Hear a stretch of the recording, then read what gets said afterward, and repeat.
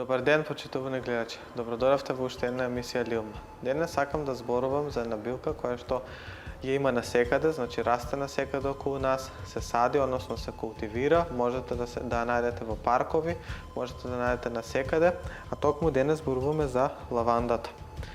Лавандата, или уште по нејзиниот латински назив Lavandula angustifolia, е значи повеќе годишно растение, односно грмушка, која што се карактеризира со тоа што, како што рековме, расте како грмушка. Интересно за неа е тоа што нејзините листови се слични како листовите на розмарин, значи се распределени по самото стебло, а додека пак на врвот, значи се поставени нејзините цветови кои што се во форма на класија кои и имаат виолетова боја. Нејзиното стебло е четириаголно, малку е круто, жилаво. Во народната медицина, значи оваа билка наоѓа широка примена, но освен што се употребува, значи во народната медицина оваа билка е и признаена во фармацијата, значи се употребува освен во народната медицина, значи во фармацијата и во ароматерапијата како резултат на нејзиното етерично масло. Значи во составот, како што веќе кажавме, оваа билка има доста етерично масло, кое што е воедно најскапото во моментов масло, покрај другите нели секако. Потоа во нејзиниот состав може да се најдат наразлични горки супстанци, флавоноиди и слично. Пред се да напоменам дека оваа билка значи цвета овој период, односно од месец јуни па се до јули-август, зависно секако од местоположбата каде оваа билка расте. За жал, оваа билка не може да се најде како самоник кај нас, значи оваа билка исклучително се култивира, односно се сади. За лековити цели се бере само нејзиниот цвет, заедно со стеблото, значи негде од прилика околу 10 до 15 сантиметри броејќи од врвот. Значи се бере самиот цвет, се суши и потоа се употребува за чај. Иако доста билкари препорачува да се бере и листот, јас искрено не би препорачал од причина што етеричното масло е навеќе концентрирано во цветот и всушност затоа и цветот има толку јак мирис. Самата билка доколку се протрие, значи нејзините листови се зеленкасто сребрени, значи доколку се протрие може да се добие, односно нејзиниот мирис испаѓа од нејзините листови, но пак ќе кажам, највеќе етеричното масло е концентрирано во цветот, затоа се бере само цветот.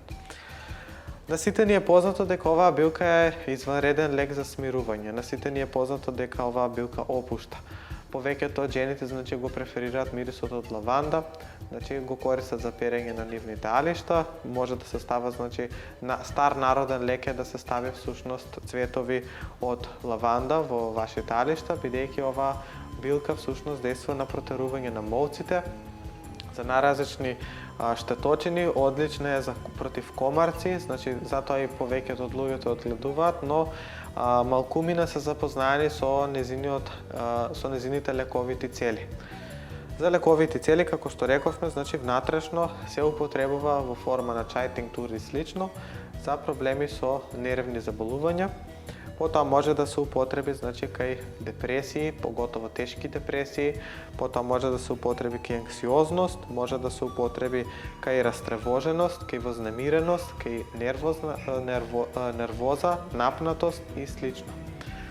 Покрај тоа што дејства значи за нервни заболувања, оваа билка е една од најдобрите билки за проблеми со желудникот, поготово кога станува збор за намалување на желудечните киселини. Поготово сите оние кои што имаат вишок киселина во желудникот, герб, би ја препорачал оваа билка да ја употребувате секако во комбинација со други билки или самостално, но доколку се употребува значи за дигестивни проблеми, би препорачал да се комбинира со анасон или со сладок анасон. Освен тоа, значи што се употребува за грчеви и болки во стомакот, може да се употреби кај гастритис, може да се употреби кај најразлични воспалителни процеси во телото. Навистина изванредна билка за овие заболувања, потоа може да се употреби за лекување на респираторни заболувања, многу е добра против кашлица, многу е добра против пневмонија, туберкулоза и слично, бидејќи самата билка опушта, самата билка значи ги шири бронхиите, поготово доста ја препорачував кога беше ковидот актуелен, бидејќи не само што ја разредува крвта и не дозволува да даймерите значи да се покачат, односно не дозволува да се создаде тромб, туку и самата билка значи го опушта дишењето, па сите оние кои што имаат проблеми со синуси, кои што имаат потешко дишење, кои што имаат проблеми со отежнато дишење од типот на панични напади, од типот на астматични напади, епилептични напади, значи оваа билка треба да ви биде една од билките која што ќе употребувате секојдневно за да ги средите сите овие заболувања. Оваа билка ја чисти крвта, значи ги вади токсините од крвта, многу е добра за циркулација, значи потикнува циркулација, па така сите оние кои што имаат проблеми со ланни нозе, ланни раце, би требало да употребуваат оваа билка. Доста помага кај воспалени, значи вени, бидејќи не само што ја подобрува циркулацијата, значи како што рековме, самата билка има антивоспалителен ефект, а со тоа значи ја разредува крвта и го намалува воспалението. Потоа може да се употреби значи ки хемороиди, ки наразни крварење во организмот, бидејќи извънредна билка за сите овие заболувања. Освен тоа, оваа билка го чисти црниот дроб, иако многу билкари веруваат дека всушност оваа билка е хепатотоксична, односно има штетно влијание на црниот дроб, јас не би рекол, бидејќи доколку гледаме така, значи сите билки можат да бидат и лек, можат да бидат и отров, секако доколку се употребува во одредена, односно терапевска доза, па така јас не би се согласил со таа информација, бидејќи имам применувано кај ова заболување и навистина дава одлични резултати. Потоа, освен значи што помага кај проблеми со црниот дроб, доста е добра за стимулирањето на жолчката и жолчните сокови. Може да се употреби значи кај мигрена, една од најдобрите билки за лекување на мигрена. Потоа може да се употреби кај главоболки, може да се употреби микс со други билки, значи може да се прават надворешни облоги од оваа билка на челото и предот на слепоочниците и секако нели да се пие внатрешно. Од оваа билка може да се изработат значи доста препарати, доста лекови. Јас ќе споделам некои со вас, бидејќи немаме толку многу време, значи пред се чајот кој што се припрема од цветот од лавандата. Значи потребна ви е една супена лажица цвет од лаванда, убаво исушен и иситнет, се попарува со 250 мл зовриена вода. Да стои тоа поклопено 20 до 30 минути, се процедува и се пие. Овој чај значи се пие за веќе спомнатите заболувања, плюс значи лавандата може да се употреби и кај нередовна менструација, изостаната менструација, стресови, наразлични стресни ситуации, панични напади, значи во моментот кога веќе осеќате дека сте пред паничен напад, би требало да испиете оваа билка за средување на состојбата, односно да се одложи самиот тој напад. Ке епилептични напади, значи исто така може да се употреби и за многу други заболувања. Исто така, значи маслото од лаванда, кое што како што кажавме е едно од најквалитетните масла, бидејќи самата билка изобилува со етерично масло. Значи оваа билка, како да припремите масло во домашни услови од оваа билка, потребно ви е полусвеж цвет од лаванда. Цветот добро се искинува, се става во една тегла, лесно се наполнува значи во теглата и потоа се налева со лано цедено сончогледово масло.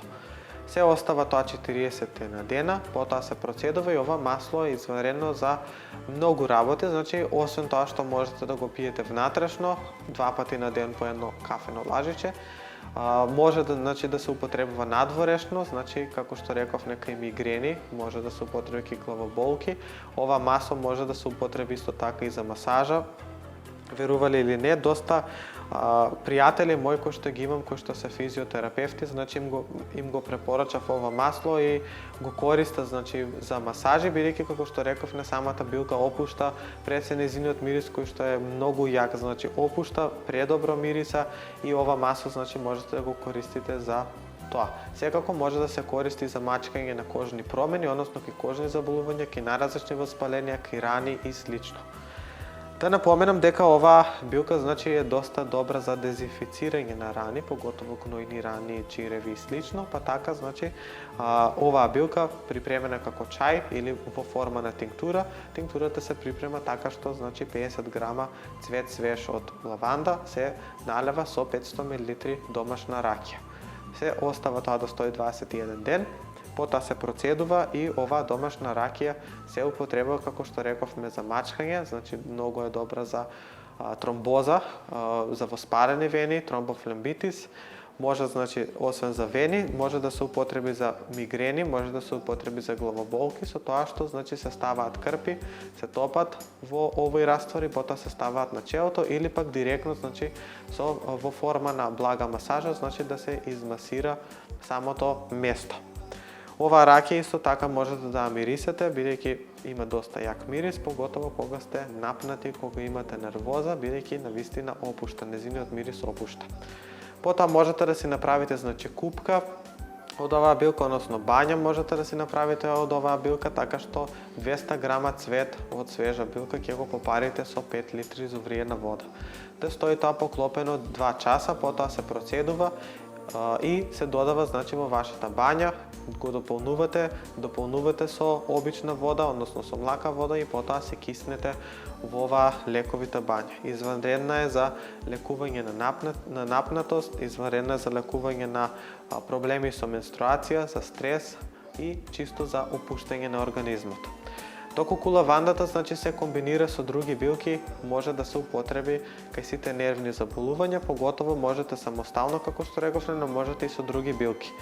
Оваа билка може да се комбинира, значи, со маточина, може да се комбинира со јаглика, поготово кога станува збор за мигрена или главоболка. Многу добар ефект дава кога се комбинира со јаглика. Потоа може да комбинирате со кантарион, или секако јас од неа, значи, припремам лековита тинктура, односно капки, кои што се многу добри за нервни заболувања, значи во составот содржат највеќе лаванда, која што, како што реков, овие капки се применуваат за нервни заболувања. Се употребуваат 3 пати на ден по 20 капки, навистина се добри, овие капки можете да ги најдете кај мене. И како што рековме, значи, може да се комбинира и со други билки, може да се употребува самостално, секако во форма на, значи, на ракија. Заборав да напоменам дека действува како блага анестезија. Па така, доколку имате болки во мускулите, болки во зглобовите и слично, нанесувањето на оваа лековита ракија, значи, имате една блага анестезија, односно ги ублажува и намалува болките. И неизбежно е да не кажам дека всушност старите римјани и египјани оваа билка ја нарекле дека всушност е мирисот на душата. Бидејќи старите египјани и старите римјани верувале дека розата е всушност мирисот на срцето, но лавандата е мирисот на душата. Се надевам дека ќе употребувате оваа билка, ќе ја садите, значи оваа билка претежно се зафаќа од семе. Можете и преку гранчење, но така е малку потешко, значи претежно преку семе се размножува оваа билка. Би ви препорачал да ја имате, да ја одгледувате, не само за лековити цели, но едноставно е пријатно да имате во вашите дворови, ги привлекува пчелите, значи навистина медоносна билка, многу квалитетен мед се добива од оваа билка. Ги привлекува инсектите, поготово пеперутките, па така бивале на волшебна и магична градина како резултат на оваа билка. Ви благодарам за вашето присуство. Се надевам, како што реков, дека ќе ја берете оваа билка и ќе ја гледувате, а ние се гледаме во наредна емисија. Поздрав!